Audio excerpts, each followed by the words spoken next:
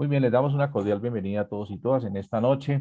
Qué bien, felicitar a quienes pudieron entrar por Q10 y hacer una invitación a que poco a poco vayamos aprendiendo y llega un momento en que vamos a entrar todos por Q10. Sabemos que a partir de las 7 de la noche, 7:05, 7:10, o como estaban acostumbrados algunos a entrar a las 7:20, ya está disponible el salón para ustedes. Recordemos dónde vamos. Entonces, esta semana arrancamos el segundo módulo. El segundo módulo que se llama Marco General de la Pastoral Social Cáritas. Y en la clase pasada, en la sesión pasada, estuvimos trabajando el tema de la identidad, misión, visión, espiritualidad, todo lo que es Pastoral Social Cáritas con el Padre Nan. Entonces, ahí ya tuvieron ustedes la grabación, el material que él nos dejó. Y hoy continuamos con la historia de la Pastoral Social Cáritas, Social Cáritas en el mundo y en América Latina, ¿sí? Y un acercamiento especialmente a la Cáritas Internacional. En esta noche nos acompaña Rosita. Entonces, bienvenida Rosita y bienvenidos a todos y todas. Rosita. Gracias, Miguel. Muy buenas noches para todos y todas. Me da mucho gusto volverles a encontrar el día de hoy. Como dice Miguel Ricardo, vamos a adentrarnos un poquito a conocer de la historia, pero también de cómo ha ido evolucionando la comprensión de la Cáritas como no como una mera estructura de la iglesia, sino como un servicio que busca materializar, por supuesto, la convicción y la opción preferencial de la iglesia por los pobres y los más.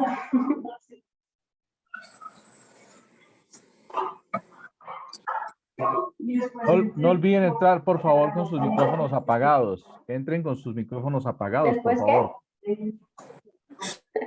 Paz Fernández, Arboleda López, por favor, entran con sus micrófonos apagados. Gracias. Ya estamos en la clase. Rosita. Gracias. Muy bien, entonces para empezar les quiero invitar justamente a empezar con una oración que es prácticamente como la visión de lo que quiere ser la Cáritas en el mundo. Esta oración ha recorrido por muchas autorías, porque se le atribuyó por un tiempo a Monseñor Óscar Romero, después descubrimos que no era realmente de él, que es una oración que había sido escrita por primera vez por un cardenal de Arden en el 79, y que después el Papa Francisco, por supuesto, Monseñor Romero la había utilizado en distintos momentos, y el Papa Francisco la cita, pero citando, por supuesto, al cardenal de Arden mucho antes que a San Arnulfo Romero. Pero bueno, lo importante, independientemente de cuál sea el verdadero autor, sí me parece que es una oración muy linda que nos ubica en el ser, en la naturaleza de la Cáritas, como una expresión eclesial que concreta, que en lo material, que en lo concreto de la experiencia y en la realidad de los pobres, hace presente el amor de Dios. Y por eso pues quiero compartir con ustedes esta oración y les pido que pues nos dispongamos un poco, dispongamos el corazón para el tema de hoy y que lo hagamos con la ayuda de esta oración. Voy a irla leyendo para ser lo más fiel a esta oración como tal. Dice: a veces ayuda a hacer un alto en el camino y tomar una mirada más amplia. El reino no es solo superior a nuestros esfuerzos, además va más allá de nuestra visión. Nosotros solo cumplimos durante el curso de nuestra vida con una pequeña fracción de la grandiosa empresa como lo es el trabajo de Dios. Nada de lo que hagamos está completo, que es otra forma de decir que el reino siempre queda lejos de nuestro alcance. Ninguna afirmación dice todo lo que podría ser dicho. Ninguna plegaria expresa completamente nuestra fe. Ninguna confesión nos brinda la perfección. Ninguna visión pastoral brinda la totalidad. Ningún programa logra toda la misión de la iglesia. Ningún conjunto de propósitos y objetivos logrará resolverlo todo. De eso es que estamos hechos.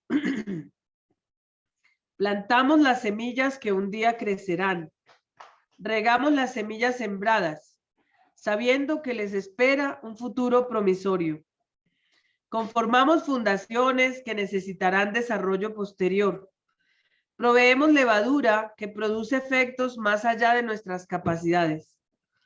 No podemos hacer todo y hay una sensación de liberación dándose cuenta de eso. Esto nos permite hacer algo, pero hacerlo bien. Puede estar incompleto, pero es un comienzo. Un paso en el camino. Una oportunidad para que la gracia del Señor entre y haga el resto. No podremos ver nunca los resultados finales. Esa es la diferencia entre el maestro constructor y el obrero trabajador. Somos trabajadores, no maestros constructores. Somos ministros, no mesías. Somos profetas de un futuro no propiamente nuestro. Amén. Bien. Con esta visión, digamos, de lo que es la esencia, la naturaleza misma del servicio de la caridad organizada, vamos a empezar justamente adentrándonos. Yo les quiero invitar a que nos adentremos a esta historia, a esta experiencia, a este conocimiento de la estructura, no pensando solamente en la forma, es decir, en la estructura, sino cómo con el paso del tiempo la iglesia misma va descubriendo la mejor manera de entender el concepto del servicio de la caridad organizada. Y lo digo precisamente porque el riesgo es que nos quedemos en ver la forma, la estructura, el formato con el que se organizó. A mí me llama particularmente la atención que vivimos muy atentos a los nombres, muy atentos a las áreas y a la estructura misma, el organigrama. Entonces, que el dicasterio se reformuló y ahora ya no se llama el dicasterio tal, sino el dicasterio de otra manera. O la comisión tal. Entonces corremos y en las diócesis adaptamos y corregimos y entonces creamos estructuras y vamos poniendo el nombre para ir viendo. Pero a veces nos quedamos en eso, en la estructura. Nos quedamos en las formas y no logramos percibir que esas modificaciones en la forma tiene sentido si solo si logra captar el espíritu que pone en movimiento a la estructura. Y es allí donde quiero que pongamos más atención, es decir, que no nos quedemos viendo en que la estructura antes era de esta manera y se llamaban los dicasterios y las comisiones y luego eran las áreas y los departamentos y ahora resulta que vamos en comunidades y bueno, lo que sea. Miren, el nombre realmente, desde hace cuántos años que se hablaba de superar la fragmentación y entonces se pasó a la pastoral de conjunto con el Concilio Vaticano II, después fue migrando hacia otros nombres, ahora vamos en sinodalidad y entonces vamos adquiriendo un lenguaje y entonces la palabra de moda y la repetimos sin preocuparnos tan siquiera de entender cuál es el espíritu que hay detrás de esa reflexión. Y entonces se nos queda todo en la superficialidad. Entonces hoy lo que está de moda es sinodalidad, entonces a todo metamos el apellido, lo sinodal, la sinodalidad. En un tiempo usar la expresión a la luz del evangelio y de la doctrina social de la iglesia era como la forma de no tener el susto de que no parezca que yo no tengo proceso de iglesia. Entonces en pastoral social el que quería pasar como que sí sabe alguito de iglesia, entonces a todo lo que escribía decía a la luz del evangelio y de la doctrina social de la iglesia. Ya somos buenos católicos con eso, ya somos expertos agentes de pastoral. Pero creo que se diluye todo en la palabra, se diluye todo en las formas y desafortunadamente no logramos captar el espíritu. Y es allí un poco donde quiero hacer yo, pues un poco el llamado de atención y lo que pretendo con la sesión del día de hoy es que vayamos viendo cómo a lo largo de la historia, tanto en la Cáritas América Latina y el Caribe, como en la Confederación Mundial de Cáritas, se ha venido reinterpretando el espíritu de lo que quiere ser, lo que la iglesia va entendiendo como el servicio de la caridad organizada. Entonces, por eso, realmente quería hacer un poco esta introducción diciendo, miren, claramente la realidad siempre nos va a superar. No vamos a acabar, el hecho de que trabajemos al servicio de los pobres y los necesitados y de transformar las estructuras generadoras de pobreza no significa que nunca más va a haber pobres. Siempre los va a haber.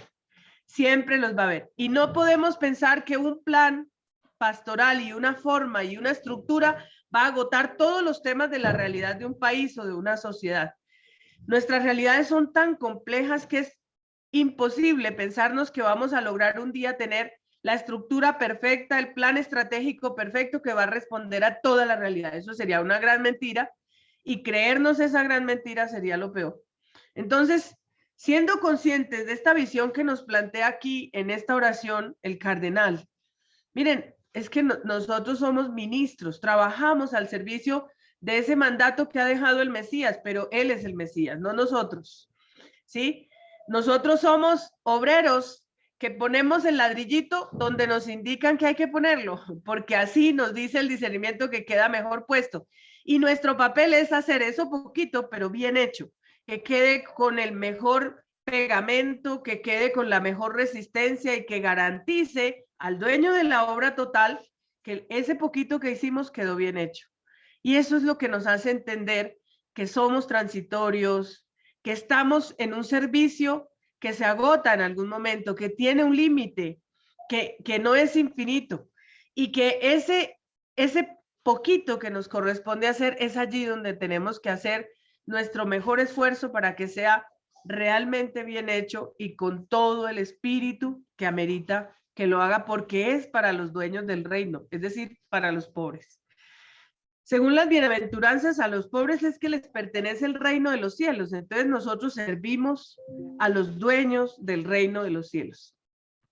Bien, entonces a partir de eso, vamos a empezar un poquito deductivamente de arriba hacia abajo, aunque realmente la experiencia fue al revés. Como veíamos ustedes recordarán cuando les di la sesión sobre el magisterio latinoamericano, yo fui mostrando cómo el magisterio latinoamericano fue caminando de la mano del magisterio universal, pero el magisterio latinoamericano sí fue teniendo unas incidencias sociales en la iglesia muy importantes.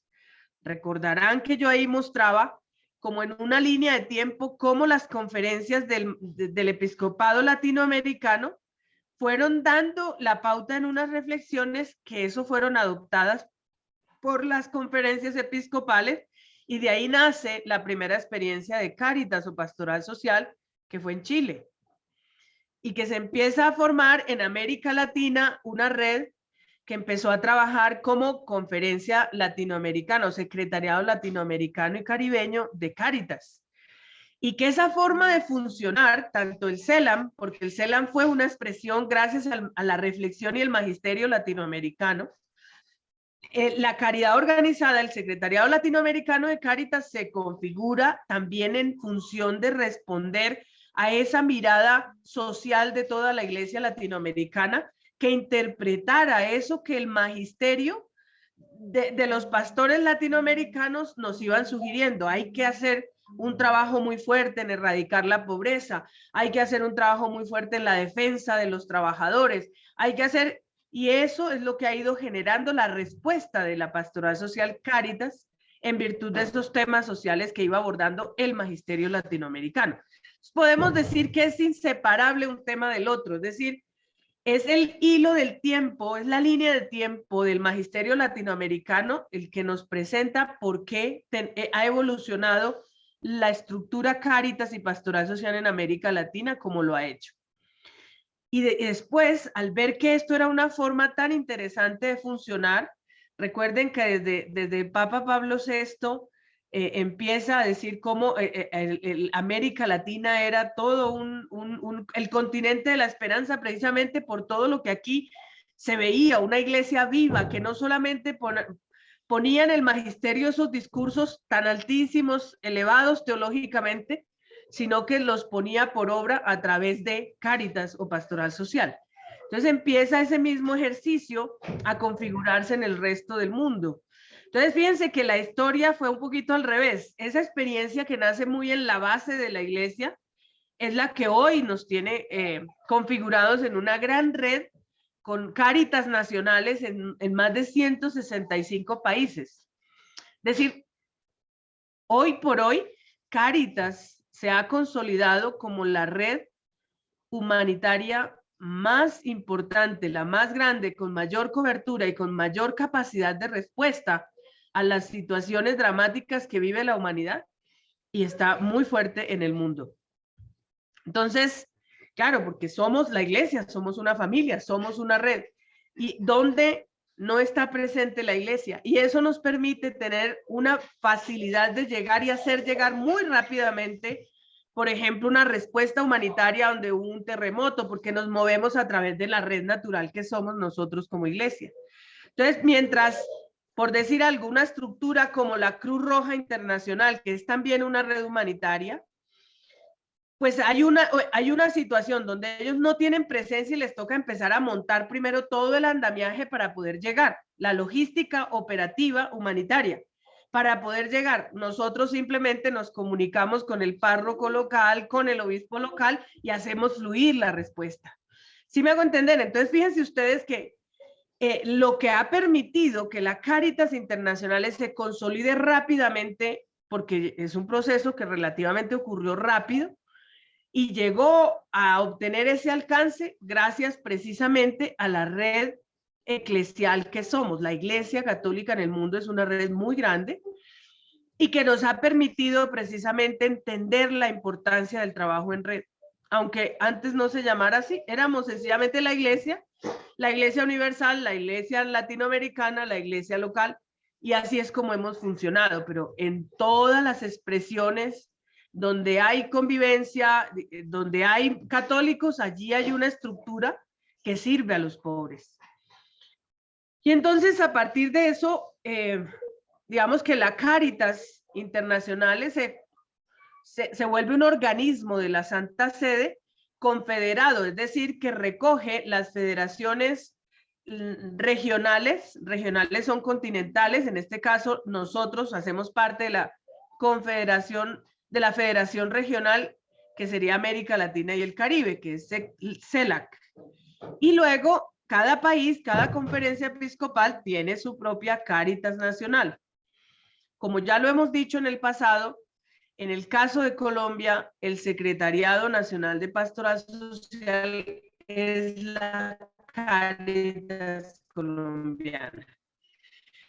Entonces, esa es la razón por la que todas estas estructuras y que hoy quiero presentarles a partir precisamente de algunas diapositivas para que ustedes puedan ver cómo está conectada la estructura confederativa de la Cáritas Internacionales en relación a la estructura latinoamericana, cómo funciona, y luego eso cómo afecta, digamos, para bien o para mal, o cómo se alimenta de la realidad y de la forma de funcionar de las Cáritas nacionales. Entonces, lo vamos a mostrar de manera deductiva, pero no fue así como se configuró. Es decir, voy a empezar por la Cáritas Internacionales, paso a la Cáritas Latinoamericana y llegamos a la nacional, que ustedes ya tuvieron un tema con el padre sobre la Cáritas Nacional y con el profe Wilmar Roldán también. Pero precisamente es para que veamos cómo lo uno se alimenta o se nutre de lo otro. No somos somos organismos autónomos, pero no estamos desconectados, ¿sí?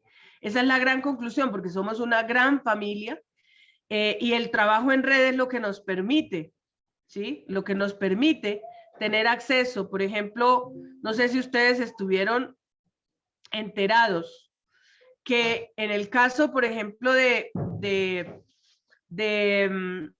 la iglesia en la Amazonía, no solamente del lado colombiano, sino del lado peruano, del lado ecuatoriano, del lado brasilero y del lado venezolano, recibió fondos de la Santa Sede, por ejemplo, para aquellos lugares que tuvieron problemas, particularmente para dotar de oxígeno, porque no tenían unidades de cuidados intensivos. En plena pandemia, pues fue un recurso que pudo llegar justamente gracias a través de esa gran red que somos, como Cáritas, como iglesia.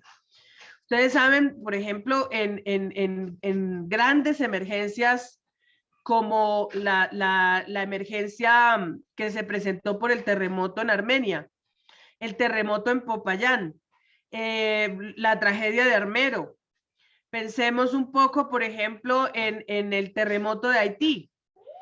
Cada vez que haya estos acontecimientos de desastre que desbordan la capacidad de la iglesia local, la iglesia católica ha tenido la posibilidad de brindar una respuesta rápida y bastante importante, significativa, gracias a la solidaridad de todos los católicos del mundo.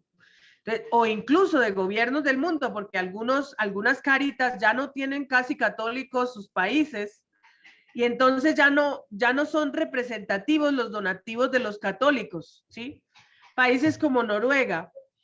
En Noruega los católicos son la gran minoría, ¿sí? Sin embargo, una de las cáritas que tiene mayor cooperación con la Cáritas colombiana es la Cáritas noruega.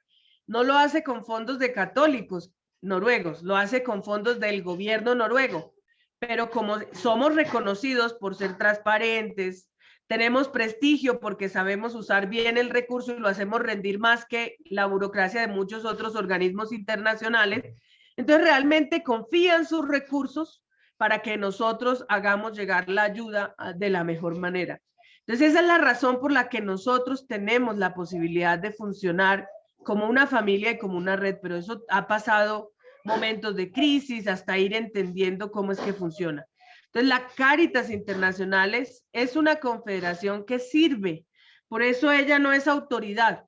Cada país es autónomo de tener su propia Cáritas bajo sus, digamos, marcos normativos, bajo sus criterios y políticas de funcionamiento. Sin embargo, pues en aras de garantizarle mayor capacidad de respuesta, mayor eficacia y transparencia sobre la conciencia de que el recurso que nosotros manejamos, administramos, custodiamos e implementamos a través de programas y proyectos son recursos de los hermanos en necesidad.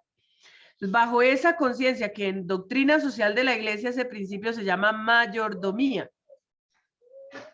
Bajo ese principio, la Confederación Cáritas Internacionales pues se ha venido organizando para generar una cosa que se llama la salvaguarda. La salvaguarda es como garantiza, es como un sello.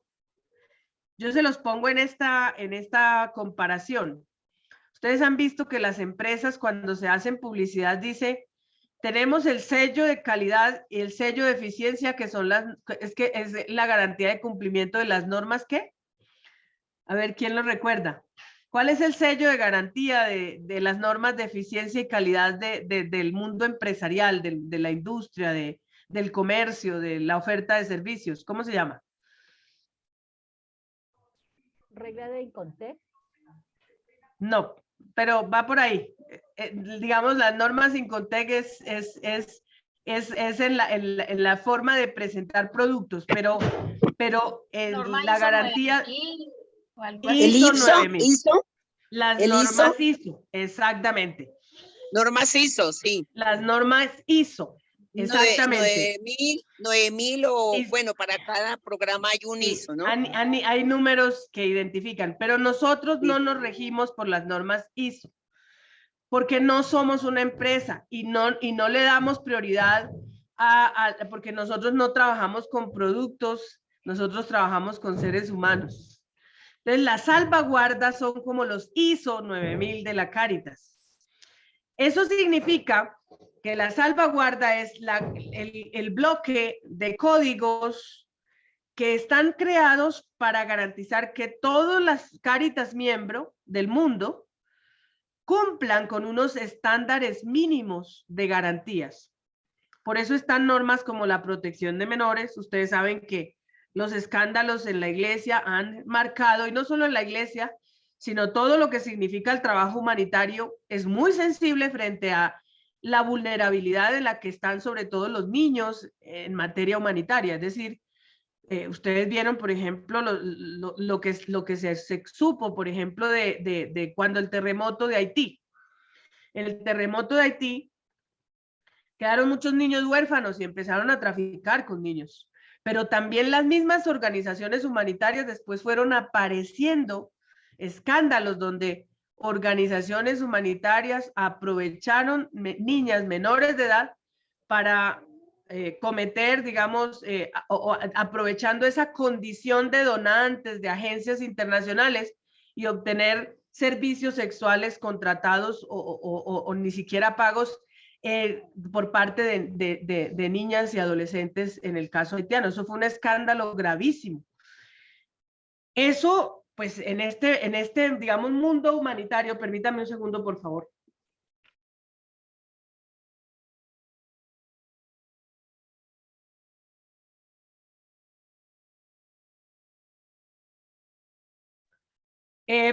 Ese tipo de situaciones en el mundo humanitario es sumamente grave.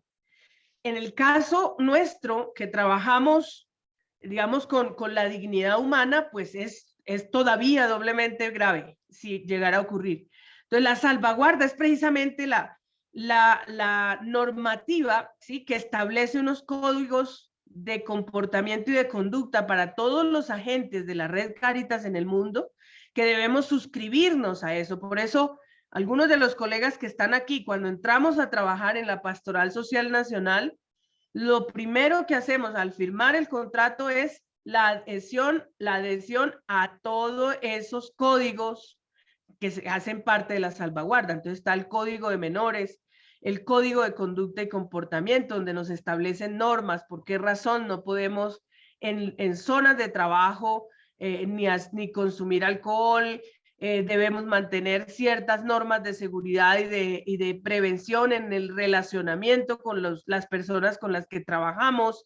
Debe haber una cantidad de, que no es la norma per se, es el sello de garantía, ¿sí?, que de verdad vamos a hacer un servicio y que es coherente la esencia y la naturaleza de la institución para la cual nosotros trabajamos con el servicio que prestamos. Y no que vamos a utilizar esa posición de privilegio que da el hecho de ser el agente que está implementando un proyecto y que va a ser utilizado de manera perversa, ¿sí?, para obtener beneficios o obtener privilegios de parte de la comunidad. Entonces, todo lo contrario. Entonces, por eso se establecen, por ejemplo, unos topes sobre los recursos que nosotros administramos, pero también la garantía de que hay una rendición de cuentas para las personas y las comunidades que participan de nuestros recursos. Todo eso es lo que establece los estándares, digamos, de los códigos que hacen parte de la salvaguarda. ¿Sí?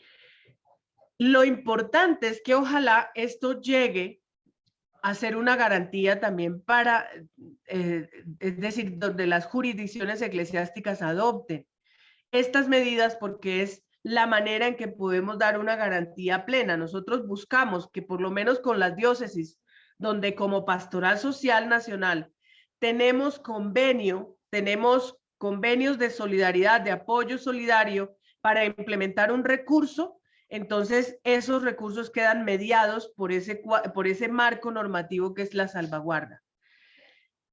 Me parece que esto es clave que lo entendamos para que cuando alguno de ustedes se encuentre de frente a esa experiencia, sepa que la Iglesia tiene unos mecanismos de protección, de prevención de situaciones de esta naturaleza y que cuenta con unas garantías para que las comunidades y poblaciones puedan, en caso tal de que algo de eso se esté infringiendo, de hacer efectiva la denuncia, que se abran procesos de investigación y podamos realmente tomar decisiones a tiempo para prevenir que justamente estas situaciones se presenten. Aquí es fundamental porque, claro, no estamos hablando de cualquier tipo de organización. El trabajar con personas en condiciones de vulnerabilidad exige una corresponsabilidad muy grande. Y ahí la invitación a que no entendamos esto como una imposición, como una cantidad de códigos y leyes que se quedan en cosas, que se quedan en situaciones que no corresponden. Es decir, que no tenemos la capacidad de entender lo que está en riesgo allí, ¿no? Todo lo que significa la vida, la integridad de las personas, digamos, el trato digno, todo eso es lo que se quiere salvaguardar. Las garantías de que utilicemos lo mejor posible los recursos que nos son asignados. Eso es lo que tiene que estar garantizado por este tipo de recursos de la salvaguarda. Bien, entonces justamente la Confederación Cáritas, voy a compartir pantalla.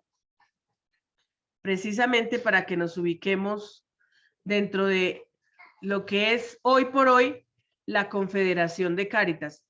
Por ser la Confederación de Cáritas, no es, insisto, un organismo rector, no es que ellos hacen los planes, diseñan las estructuras y nos las imponen. Al contrario, al ser un organismo confederado, es un espacio de encuentro para dialogar sobre problemas comunes y definir que haya ese organismo de conexión que nos ponga en permanente comunicación y que nos ayude a impulsar a nivel universal, a nivel mundial, esos temas que a todas las regiones del mundo nos preocupan. Entonces, por ejemplo, el tema de la adhesión a los objetivos de desarrollo del milenio, Cáritas es firmante de ese propósito universal. Y eso significa que estamos participando de procesos de incidencia internacional ante la ONU, ante el Parlamento Europeo, ante los distintos escenarios de toma de decisión, precisamente para hacer posible que la voz de las iglesias particulares sean escuchadas. Entonces, por eso es un organismo de servicio desde la Santa Sede, desde el Vaticano. ¿Dónde se ubica la Confederación de Cáritas Internacionales en la Santa Sede? Se ubica dentro del Dicasterio para el Desarrollo Humano Integral. Ahí está, quedó ubicada junto con CONUNUM, junto con otros organismos eclesiales que están pues al servicio digamos, de la parte social, de la dimensión social de la evangelización. Cáritas, históricamente se le conoció por un énfasis absolutamente humanitario, es decir, porque daba asistencia ante las situaciones de extrema pobreza, de conflictos mundiales o de desastres naturales. Y por eso se hizo muy reconocida y todavía hoy, digamos, el rostro de la red de Cáritas ante el mundo es fundamentalmente una red humanitaria, pero nosotros no nos reducimos a eso. Esta claridad es muy importante que todos la tengamos. La Cáritas es, digamos, la expresión de la solidaridad de la iglesia con los pobres, con las personas en necesidad, sí, pero puesta en obra en procesos de promoción humana. Y por esa razón no solamente se le puede ver y reducir a una red humanitaria, es mucho más que eso. Es una red eclesial que trabaja por la dignidad, que trabaja por el bien común y por la promoción humana. Entonces, por eso, digamos que el mandato que asume la Confederación, cada 5 años hay una asamblea. Entonces, todos los miembros, los representantes de cada Cáritas, de cada país, viajan a Roma y se encuentran allí y eligen quiénes van a ser el organismo que va a regir. Entonces eligen un presidente, un obispo, generalmente es un obispo, presidente de la Cáritas, de la Confederación, y un secretario ejecutivo. Si nosotros bajamos eso al nivel de Colombia, el obispo presidente de la Cáritas colombiana es Monseñor Barreto, el obispo de Quibdó. Y el secretario ejecutivo viene siendo el director nacional de Pastoral Social. Hasta hoy, Monseñor Héctor Fabio Henao, a partir de mañana, el padre Rafael Martín Castillo. ¿Sí? ¿Y eso qué significa? Es decir, que hay unas personas que reciben la encomienda por parte de la Iglesia Universal para impulsar el mandato de la Confederación. Ese mandato no lo hacen ellos solos, no lo hacen en un escritorio. Con la participación de todas las Cáritas del mundo se construye ese mandato. Entonces, lo que hoy les quiero compartir a ustedes es cuál es el mandato que tiene la Cáritas Internacionales hoy para este periodo 2021-2023, creo que es 2019-2023. Estamos a puertas de cerrar mandato con pandemia de por medio. Y eso significa que en el año 2023 va a haber otra Asamblea General de Cáritas donde se nombra un nuevo equipo y ese nuevo equipo recibirá un mandato de toda la Confederación para que lo lleve a la práctica durante los 5 años siguientes. Esto de alguna manera refleja lo que es el mandato que asumió la Confederación para este quinquenio que termina el 2023. Y está puesto muy en clave, como lo escribe el Papa Francisco, a través de un sueño, como un futuro deseado. Cáritas cree que el cambio es posible, un cambio que haga del mundo un lugar más justo, cuidando al mismo tiempo de toda la creación. Fíjense que ahí no está hablando solo de dar de comer al pobre, está diciendo claramente, ¿sí?, que cree que el cambio es posible para hacer del mundo un lugar justo y que al mismo tiempo sea capaz de cuidar a toda la creación. El modelo predominante de progreso humano ya no es sostenible para nuestro planeta ni para nuestra población. Vemos los síntomas de la enfermedad en los conflictos violentos, las crecientes desigualdades, una cultura del derroche y la migración forzada.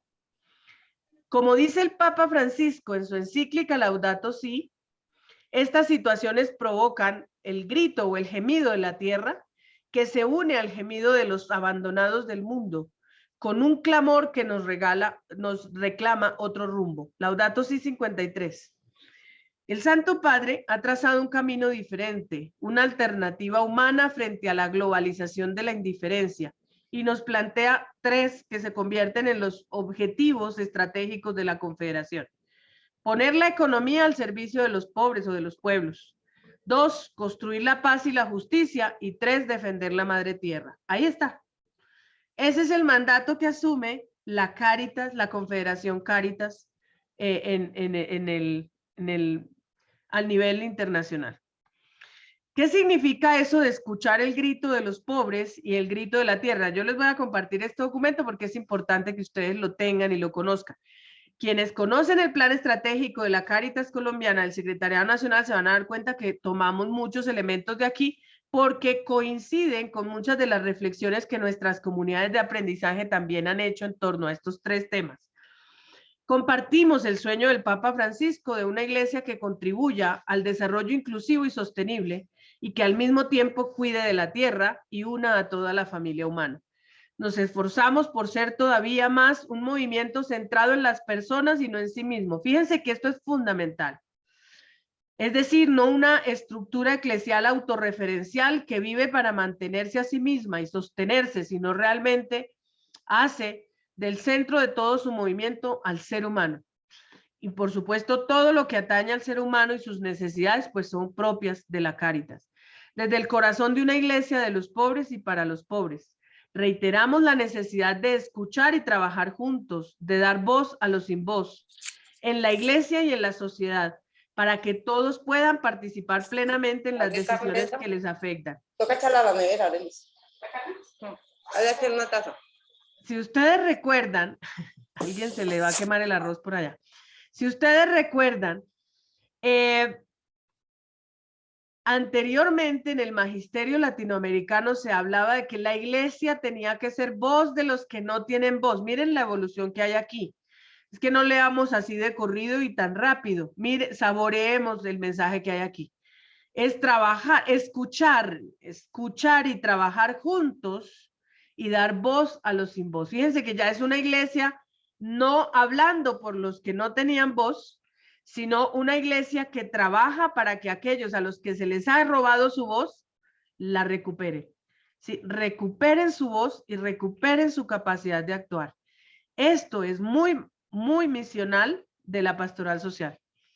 Reconocemos que trabajando juntos podemos realmente convertirnos en agentes de transformación. Evangelii Gaudium 24 y 27. Ayudando a las personas a convertirse en artífices de su propio destino, que es el horizonte propio de la promoción humana. Fíjense que cuando yo les explicaba el marco integrado, yo les decía a ustedes por qué sale abajo esos momentos como entendemos nosotros los momentos lógicos de la transformación, porque queremos que cada ser humano sea artífice de su propio desarrollo, de su propio destino, y eso lo dice Populorum Progreso en el número 65. Eso es lo que define realmente la promoción humana. Y cambiando las estructuras que impiden la realización de los individuos. El desarrollo debe ser integral, debe ser para todas las personas y no para unos pocos. Debe tratarse de la persona humana en su totalidad y no solo de la dimensión material. Necesitamos modelos viables de integración social que no fomenten la desigualdad. Debemos cuidar del medio ambiente y no explotar los recursos naturales solo por el crecimiento económico. Estamos decididos a formar parte de una iglesia que mire hacia afuera, yendo a las periferias. Estaremos allí para las víctimas de las catástrofes, abordando enfermedades, cambiando las estructuras injustas, defendiendo la dignidad, abogando por la igualdad de oportunidades para mujeres y hombres, apoyando el trabajo decente, viajando con migrantes y refugiados y erradicando la trata de personas, promoviendo la paz y cuidando nuestra casa común. Y termina con esto. Renovamos nuestro compromiso de actuar en comunión con otras estructuras de la Iglesia Católica. Aquí viene la sinodalidad, aunque en el 19 eso todavía no había cogido fama.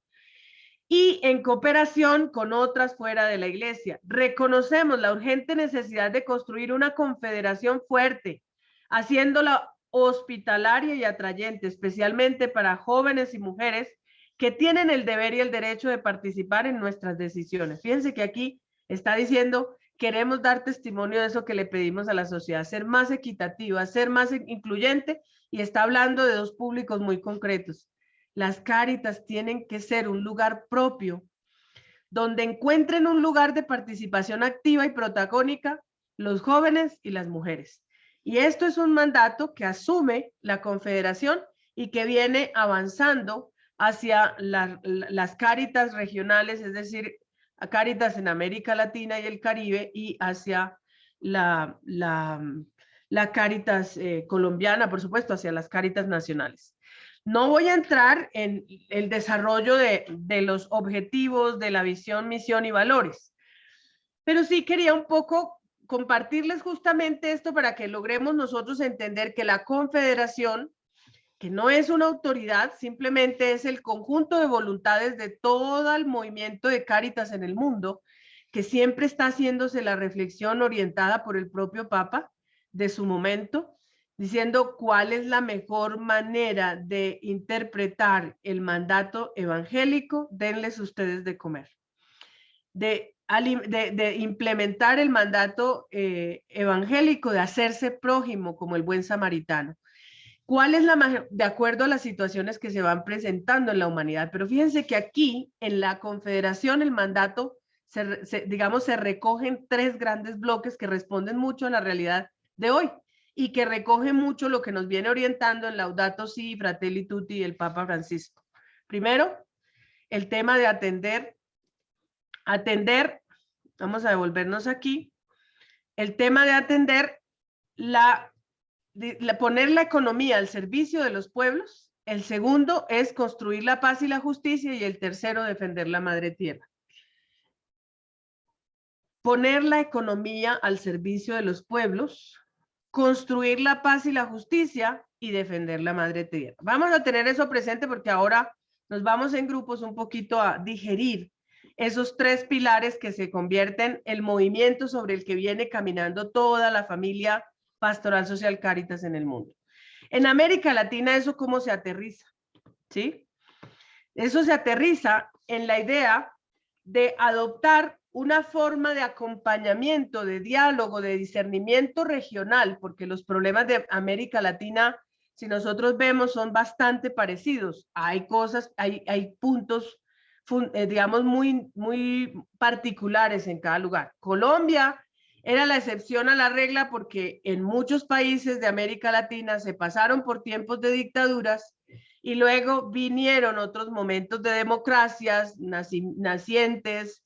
Colombia siempre se habló de que fue dictadura, que fue democracia, pero luego ha vivido bajo conflicto armado por más de 5 décadas. Y entonces, como que Colombia no encajaba en la ecuación de todos los países latinoamericanos. Entonces, sí, siempre hemos tenido que tener como esa lente bifocal para ver la realidad regional y en todo lo que nos parecemos a todo el continente, trabajar en relación continental, pero sin dejar de atender los asuntos propios que son muy nuestros.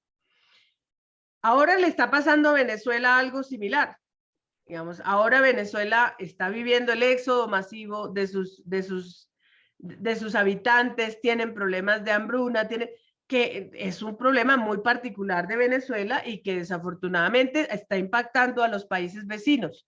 Pero eso no significa que ellos tengan, digamos, una realidad muy particular, y entonces eso exige que no se trata que entonces solo Venezuela acapare la atención de toda América Latina, sino que realmente toda América Latina pueda actuar en solidaridad en esos casos particulares como lo es Venezuela, pero que Venezuela pueda también ser parte de los procesos en los que nos encontramos todos los países como región.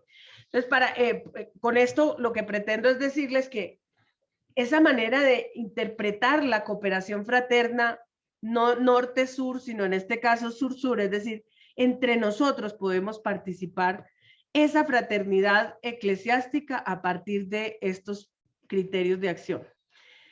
Sí, primero, que siempre estamos haciendo permanentemente análisis de realidad. Es decir, tenemos encuentros. La pandemia nos ayudó a pasar mucho a través de los encuentros virtuales, porque antes si no había plata para viajar y encontrarse en algún lugar, eso hacía más difícil, porque pues imagínense, si a veces nos cuesta movernos dentro de un mismo país, ahora imagínense lo que significa mover gente de todos los países a un lugar, a una reunión. Ahora estamos haciendo espacios más virtuales, pero también algunos encuentros que cuando las condiciones así no lo permiten. Pero estar haciendo permanente análisis de realidad. Entonces, hoy por hoy, por ejemplo, estamos logrando monitorear, ¿sí? Con aliados incluso y con apoyo de todas las Cáritas, la situación de la pandemia, sobre cómo ha evolucionado, pero también la capacidad de respuesta de los distintos países, y estamos recogiendo incluso buenas prácticas que se vivieron y haciendo compartir esa experiencia, el aprendizaje, el conocimiento, compartiéndolo entre las distintas Cáritas. Eso entra dentro de un principio de la salvaguarda humanitaria, que es también la localización. ¿Cómo generamos capacidades locales, entonces, entre nosotros mismos? Otra cosa que nos permite trabajar, sí, como un criterio de acción para nosotros como región América Latina, es que siempre estamos participando y acompañando los procesos de animación y articulación con movimientos sociales, conscientes de que los procesos de transformación se trabajan o se fundamentan en el trabajo colectivo. Eso quiere decir que ya no somos nosotros solo las Cáritas trabajando en bloque como región América Latina. Estamos trabajando muy de la mano con la CEPAL, estamos con las universidades católicas de la región, por ejemplo, AUSJAL, que es como el grupo de universidades jesuitas en toda América Latina, están con nosotros apoyándonos a documentar, como por ejemplo, cómo fue el acceso a las vacunas por parte de la población en América Latina, y sobre eso pudimos hacer incidencia ante la Organización Mundial de la Salud e incluso obtener recursos por parte de la Santa Sede para que se pudiera llegar a aquellos países donde los gobiernos no estaban teniendo la capacidad de adquisición de las vacunas. Eso ha sido posible gracias a que trabajamos con otros, es decir, con otros aliados.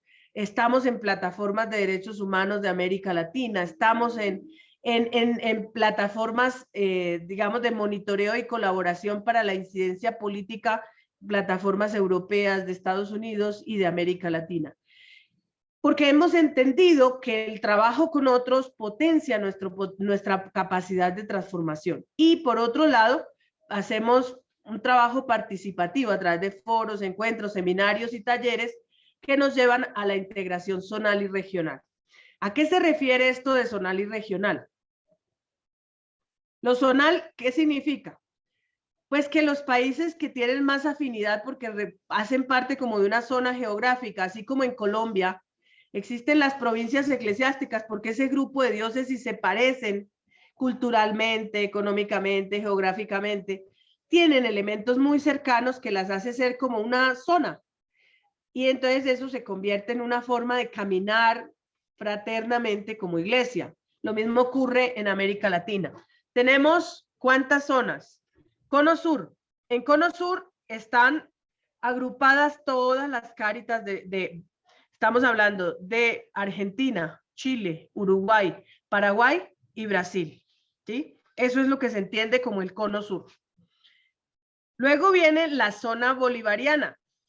La zona bolivariana son los 5 países que hacen parte, digamos, del concepto del bolivarianismo, no pensando en el concepto de Chávez, para que no nos equivoquemos, sino en el de Simón Bolívar. y tienen que ver con Venezuela, Colombia, Bolivia, Perú y Ecuador, ¿sí?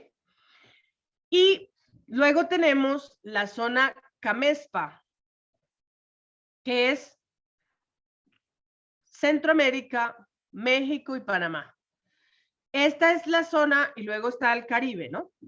Hablamos de la zona Caribe, pero por ahora, digamos, CAMESPA es donde está Panamá, todo lo que es el Centroamérica, que es Costa Rica, que es Honduras, Guatemala y El Salvador. Y luego México, ¿sí? Esta es CAMESPA. Y por último, la zona caribeña, que son todas, eso que parece que fuera solo Puerto Rico, que fuera Haití, República Dominicana, no son solamente esos 4. Recuerden que están todas las Antillas. Y ese es un desafío para América Latina, porque no somos un mundo solamente hispanoparlante, perdón.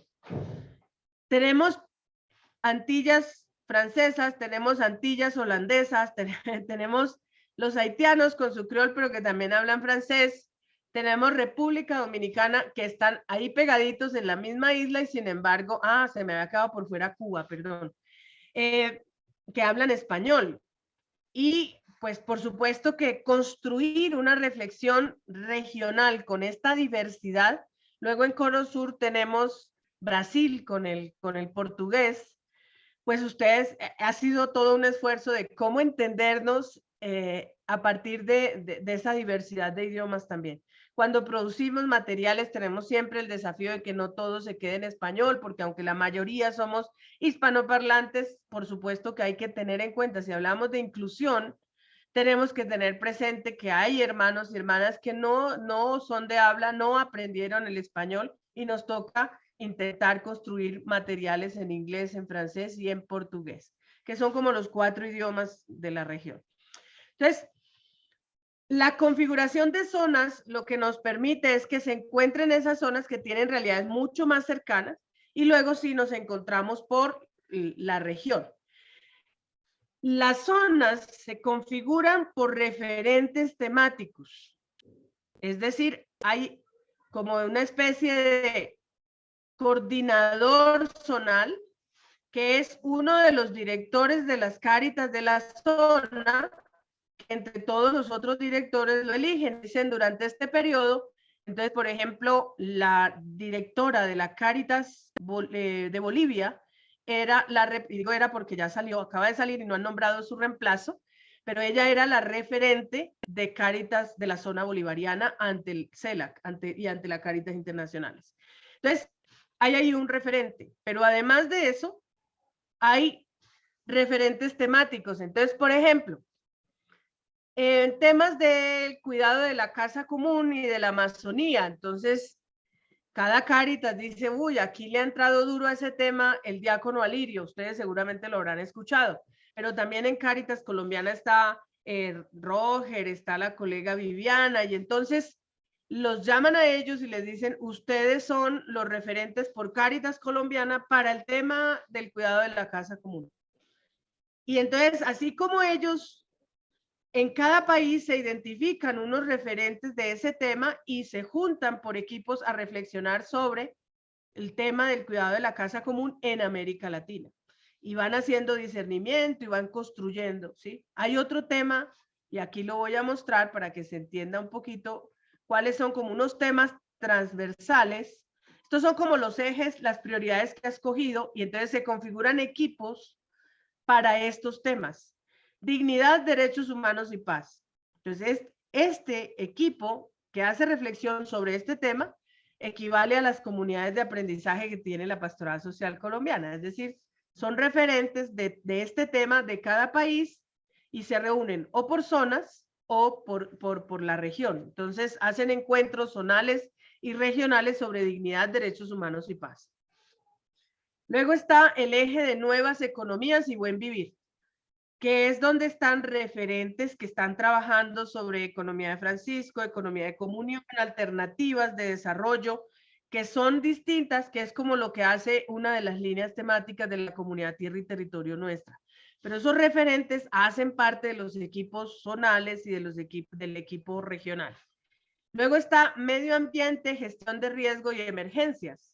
Quienes conocieron a nuestra colega Josefa, por ejemplo, que en paz descanse, Josefa fue nuestra referente para Magre durante muchos años, porque ella empezó haciendo mitigación del riesgo desde una parroquia y había logrado un gran acumulado de experiencia, de aprendizaje y de conocimiento, y participaba como referente en nombre de Colombia para la zona bolivariana y para la región.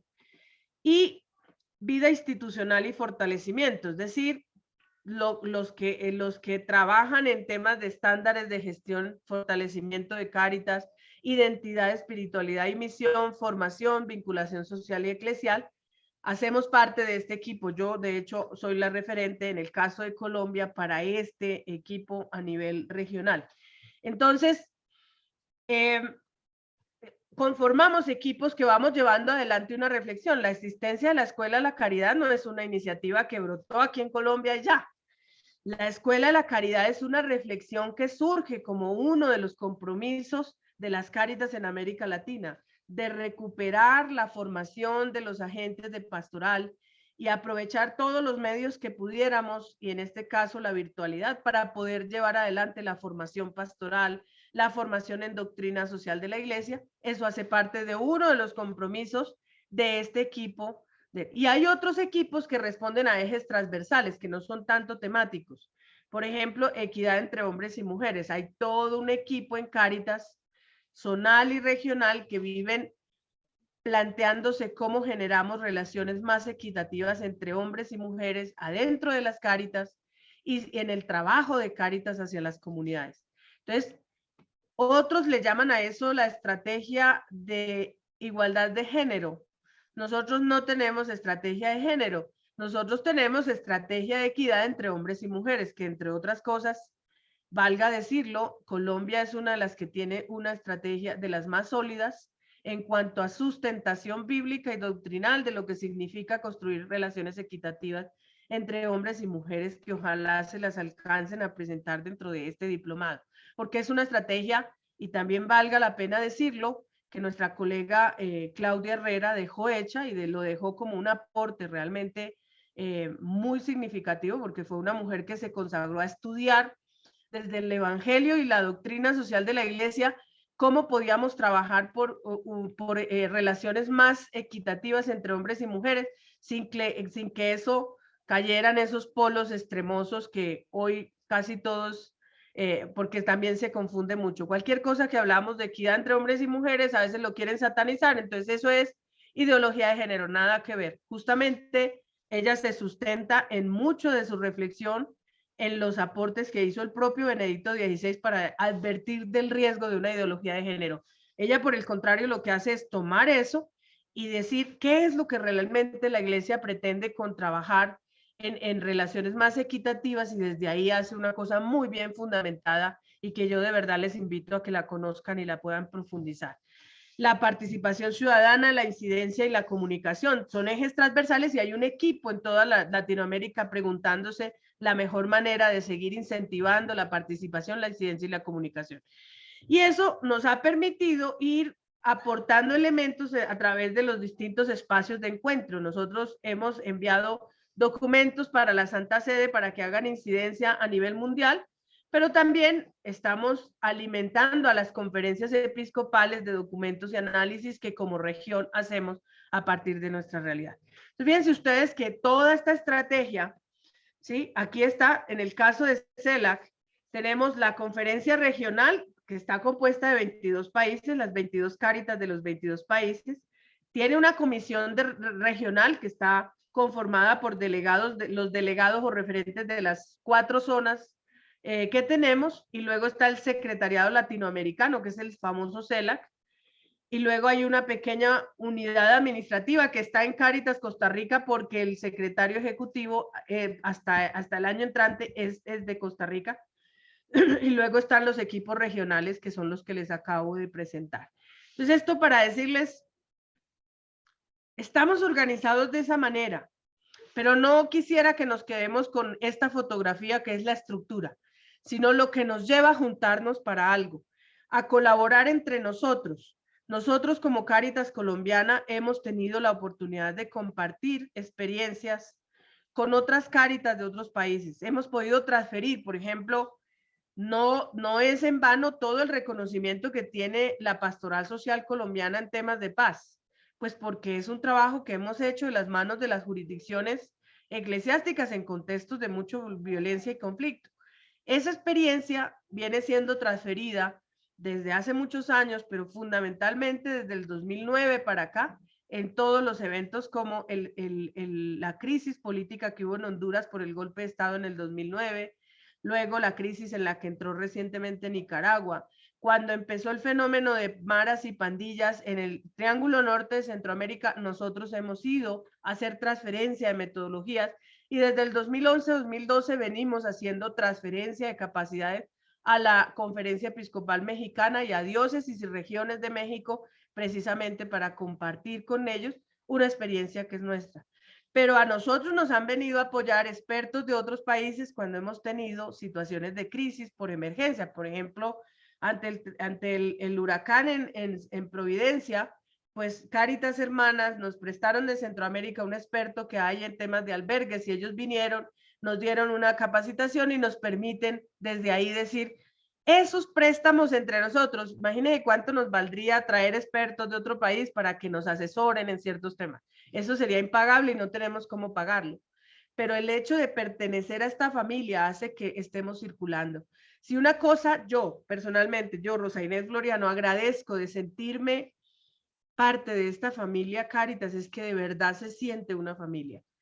Yo me doy el lujo cuando voy a muchos de esos procesos de transferencia, de compartir o de encuentros, de que a veces por condiciones personales, familiares, pues no tengo recursos para irme y de repente decir, bueno, voy, entonces reservo esta platica para el viaje y darme un gustico en el viaje.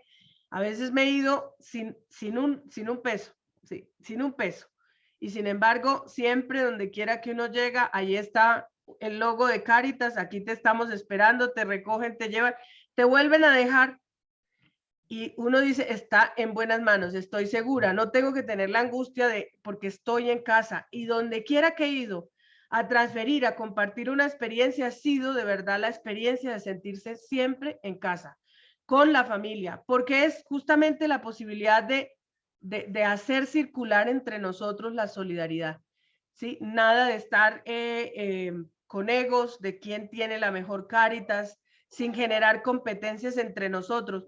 Para eso ha servido esta forma de trabajar confederada, como Cáritas regional, como Cáritas internacionales, precisamente para que esa expresión de la solidaridad, de la misericordia, del Dios amor, sea una verdadera expresión testimoniada desde nuestras propias estructuras. Ojalá que a nivel de iglesia pudiéramos construir esa misma lógica de trabajo con las otras dimensiones, con la catequesis, con las otras dimensiones, porque cuánta falta hace. Cuando a mí me hablan de la palabra sinodalidad, yo digo, bueno, gracias a Dios, ese referente material yo lo he podido aprender con las Cáritas. Entonces, de verdad que esto es lo que hace sentir que uno está en el lugar adecuado, en el lugar donde no estamos con la necesidad de competir y demostrar que soy más que los demás, sino donde tenemos la posibilidad de compartir lo que somos y tenemos, pero siempre abiertos a aprender y a recibir de lo que otros son y tienen. Creo que es como el mayor privilegio y quienes de ustedes participantes de este diplomado hacen parte de la familia Cáritas, siempre habrán cosas por mejorar, siempre habrán liderazgos que desentonan con este propósito del Papa y del Evangelio, ¿sí? Siempre habrán casos particulares, pero que esos lunares no sean los que dañen, ¿sí? Los que dañen nuestra experiencia. Yo siempre he dicho, miren, que nuestro paso por pastoral no sea lo que nos quite la oportunidad de que pastoral pase por nosotros, es decir, que la experiencia de vivir esta expresión comunitaria de la fe en la dimensión social de la evangelización no nos robe la posibilidad de hacer de esto un verdadero encuentro personal con Jesucristo en el rostro de los hermanos en necesidad. Yo creo que con eso vamos cerrando y quisiera llevarlos un poquito a que nos encontremos volviendo a estos 3 ejes que les había presentado de la Cáritas Internacionales, que es poner la economía al servicio de los pueblos, construir la paz y la justicia y defender la madre tierra. ¿Qué nos dice a nosotros en una Cáritas donde usted está? Si está en una parroquia, en la parroquia, si está en una diócesis, en la diócesis, si está en Pastoral Social Nacional. ¿Qué nos dice este mandato? Porque este es el mandato de la Confederación Internacional de Cáritas. ¿Qué hemos hecho? ¿Qué estamos haciendo? ¿Y qué nos falta por hacer para poner la economía al servicio de los pueblos, para construir la paz y la justicia y para defender la madre tierra? Entonces, no sé, Miguel, si puedes, por favor, hacer pequeños grupos de no más de 4 personas para que puedan conversar un poquito sobre estos 3 ejes que hacen parte del mandato de la Confederación. ¿Vale? Listo, listo, Rosita, ya nos vamos entonces.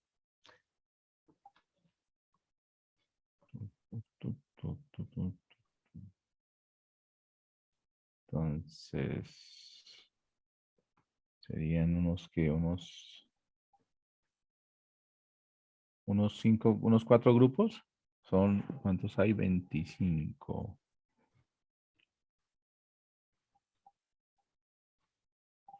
Unos 5 grupos. Aquí les voy a poner el pantallazo en el... ¿Ya lo puse en el grupo? Ah, bueno. Ok. Sí, ya lo puse en el grupo para que lo tengan ahí. Muy bien. 5 grupos, entonces. Crear. Entonces, no olviden dar, aceptar o unirse, ¿vale? Ya se fueron. Nos unimos, por favor, a los grupos.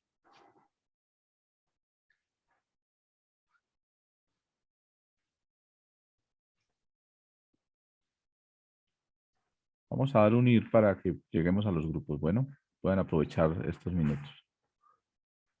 Son las 8:42. Regresamos que faltando 5 por ahí. Sí, Listo. por favor. Ok, Rosita.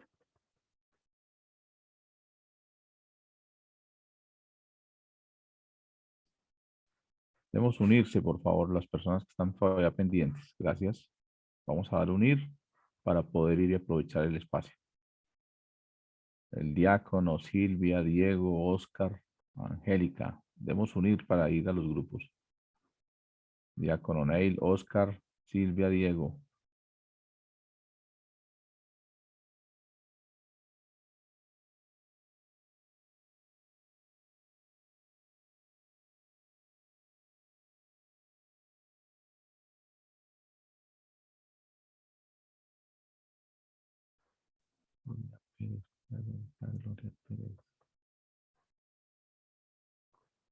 Gloria, que acepte irte al grupo, por favor. Ya acepté y me sacó, me fui. Al 5, la mandé al 5. Ahí Sí, va otra vez, Gloria. Ahí la mandé otra vez, entonces acepté.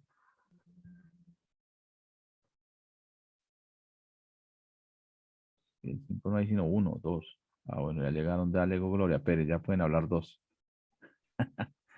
Falta que envíes a Silvia, a Diego Reinaldo y al diácono Neil.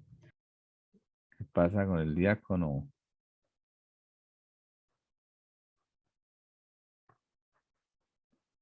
Silvia, dar a aceptar. Perfecto. ¿Dónde está el diácono? El diácono está en el 5.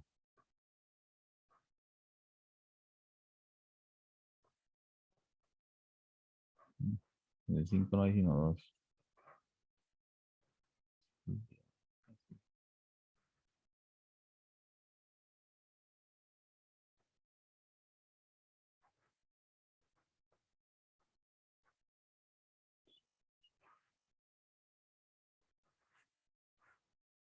Diácono Neil, por favor, dar a aceptar. Unirse. Diego Ronaldo, unirse, por favor, a un grupo.